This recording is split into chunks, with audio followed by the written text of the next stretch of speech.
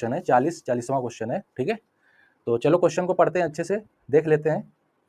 Late x follow chi square distribution with n degrees of freedom, ठीक है। मतलब आपका एक रैंडम वेरिएबल है x, और वो आपका क्या कर रहा है, फॉलो कर रहा है काई स्क्वायर डिस्ट्रीब्यूशन। मतलब अगर आपको लिखना है तो x follow chi square with degree of freedom n, ठीक है। और फिर कह रहा है कि with n degrees of freedom which of the following statements is are correct, है ना। तो कौन सा स्टेटमेंट करेक्ट है, चलो देख लेते हैं, ठीक है। तो x माइनस, पहला स्टेटमेंट क्या दिया है, x minus n upon root 2n is asymptotically normally distributed with mean 0 and variance 1, ठीक है। और x by n is asymptotically normal with mean 1 and variance 2 by n, ठीक है। चलो देख लेते हैं कि कैसे कैसे लगेगा। अब आपके पास सारी इंफॉर्मेशन है ही, है कि नहीं। तो देखो आपको दिया हुआ है कि x follow chi square n, ठीक है बेटा। तो आपको पता है कि एक्सपेक्टेड वैल्यू ऑफ x क्या होती है, n, और वेरिएंस ऑफ x क्या होगा, 2n, ठीक है। तो जो पहला स्टेटमेंट है, जो आपका पहला स्टेटमेंट है, यूजिंग CLT थ्योरम, CLT मतलब central limit theorem, we get x minus expected value of x upon root variance of x follow asymptotically normal 0 1, ठीक है। तो अब इसमें हमारे पास वैल्यू है, पुट कर दो, देख लो जो आएगा वही हमारा सही हो जाएगा। तो x minus n upon root 2n है, 2n फॉलो एसिम्प्टोटिकली 0 1, ठीक है।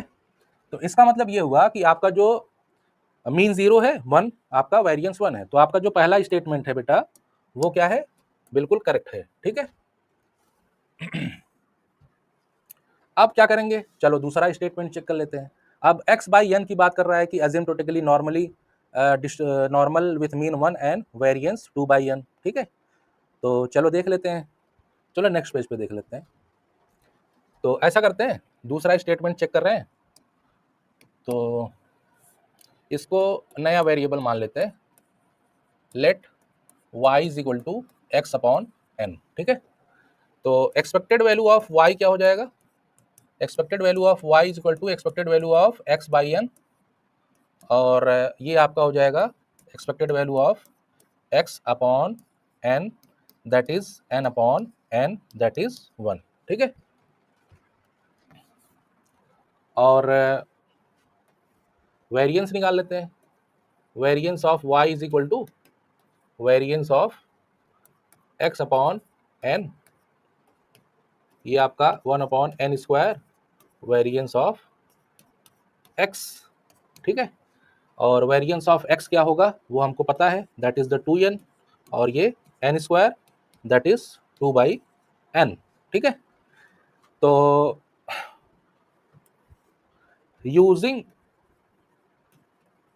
Using central limit theorem we get y minus expected value of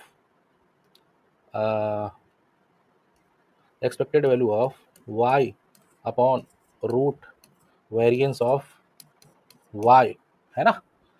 तो ये क्या फॉलो करेगा, एसिम्प्टोटिकली नॉर्मल 0 1, ठीक है।